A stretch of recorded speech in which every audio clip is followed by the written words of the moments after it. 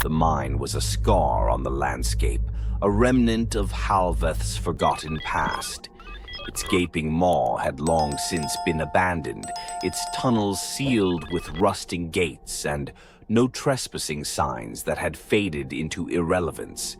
The place had always exuded a sense of unease, even before Lucas and Anna knew what lay beneath. Now, as they stood at the entrance, the air seemed heavier, charged with an unnatural energy that prickled their skin. "This is it," Anna said, her voice a strained whisper. She clutched her flashlight like a lifeline, the beam trembling as it cut through the oppressive darkness. Lucas nodded, his throat dry. His pulse pounded in his ears, each beat a reminder that they were walking into the heart of something monstrous. Emily's cryptic sketches and maps had led them here, her fragmented clues piecing together a horrifying puzzle. Whatever was controlling the town, whatever was changing its people, was centered deep within these tunnels. The gate was no obstacle. The lock had been broken, the chain discarded carelessly on the ground, as though someone or something wanted them to come inside. Lucas pushed the gate open, its hinges shrieking like a warning, and they stepped into the black. The air inside was thick and damp, clinging to their skin like a second layer. The narrow beam of the flashlight illuminated walls slick with moisture and streaked with an oily substance that seemed to writhe when the light touched it. The floor was uneven, littered with debris, broken tools, shattered wood, and the occasional skeletal remains of some long-dead animal. "Stay close," Lucas muttered, though he wasn't sure if it was meant for Anna or himself. Her nod was barely visible in the dim light, her breath shallow and rapid. As they descended deeper, the natural chill of the underground gave way to something warmer, more oppressive.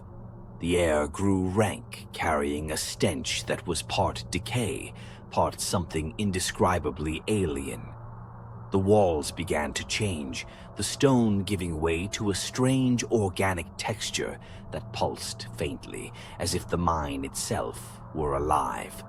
They came upon the first cocoon by accident. Anna gasped, her flashlight flickering as it illuminated the grotesque sight. The sack was large, taller than Lucas, its surface translucent and glistening. Inside, a human form writhed weakly, its features distorted, its limbs elongated and misshapen.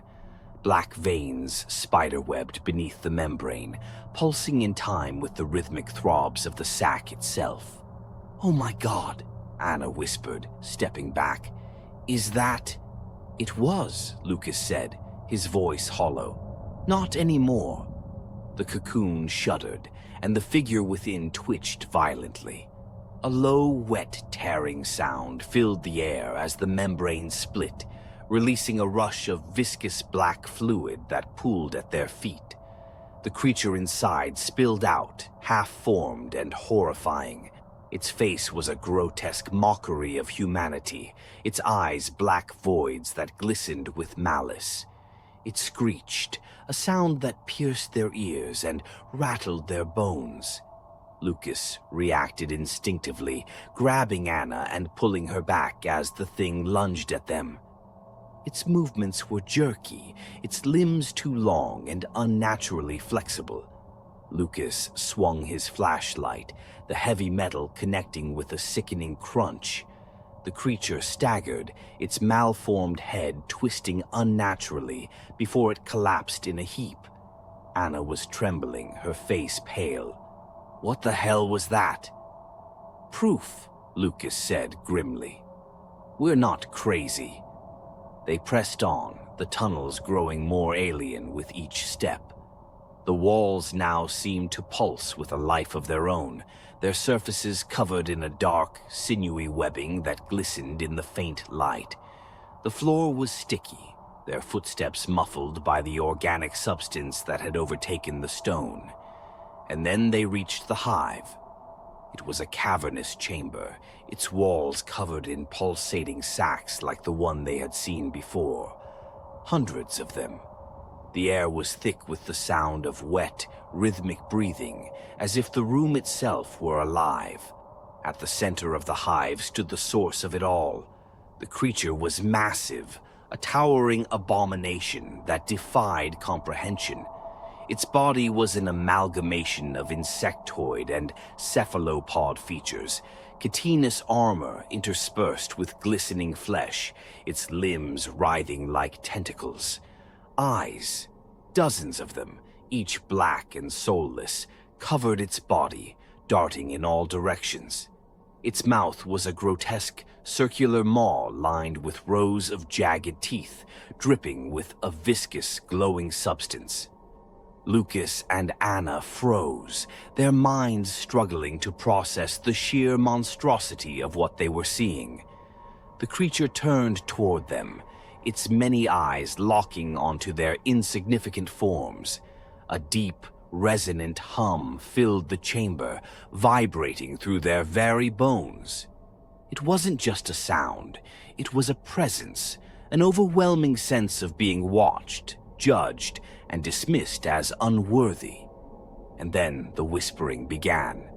Lucas clutched his head as the alien voice invaded his mind, a chorus of guttural murmurs that spoke no language he could understand, yet conveyed its meaning with horrifying clarity. You do not belong. You are fragile. You will serve. Anna grabbed his arm, snapping him out of the trance. Lucas, we need to move, now. But the creature was already reacting. Its tentacles writhed, slamming into the ground with enough force to shake the chamber. The sacs began to shudder violently, their membranes tearing open as the half-formed creatures within spilled out, screeching and clawing their way toward them. "Run!" Lucas shouted, grabbing Anna and pulling her toward the tunnel. They fled, the sounds of pursuit echoing behind them. Inhuman screeches, the wet slap of malformed limbs against the organic floor. The walls seemed to close in, the darkness pressing down on them as they navigated the labyrinthine tunnels. Lucas's mind raced, desperate for a plan. They couldn't leave this place standing, not if they wanted to stop the creatures from spreading. As they stumbled back into the upper levels of the mine, Anna spotted a rusted supply closet. Inside, they found a stash of dynamite, left behind from the mine's operational days. Lucas's hands trembled as he worked to rig the charges, his breath coming in ragged gasps. "They're coming," Anna warned, her voice tight with fear. The sound of the creatures grew louder, closer. "Just a little longer," Lucas muttered, his fingers fumbling with the ancient detonator.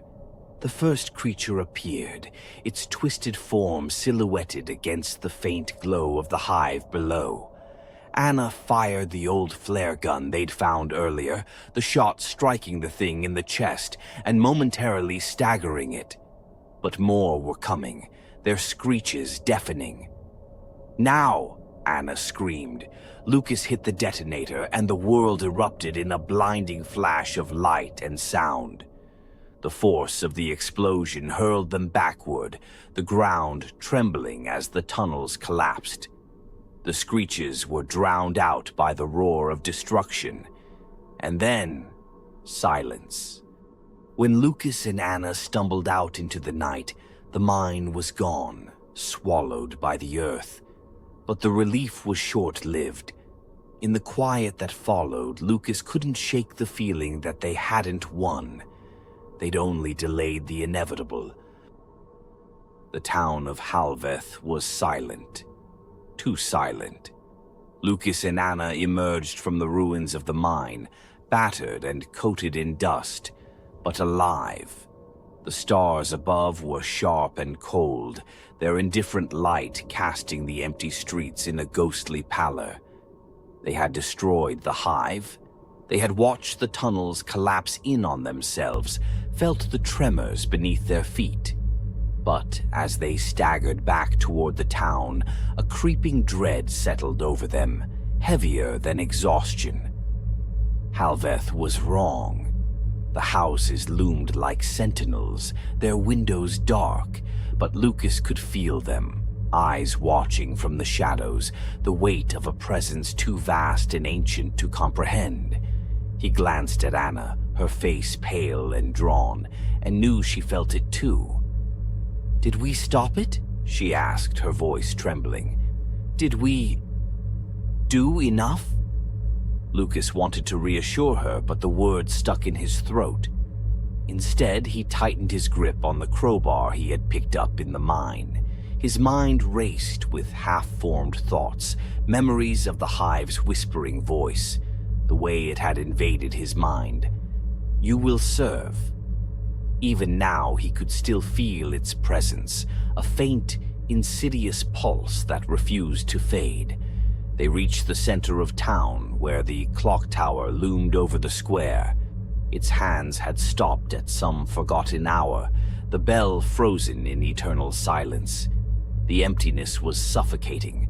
No distant hum of cars, no rustling of leaves in the wind, just the sound of their footsteps and the distant echo of their own breathing. And then it began.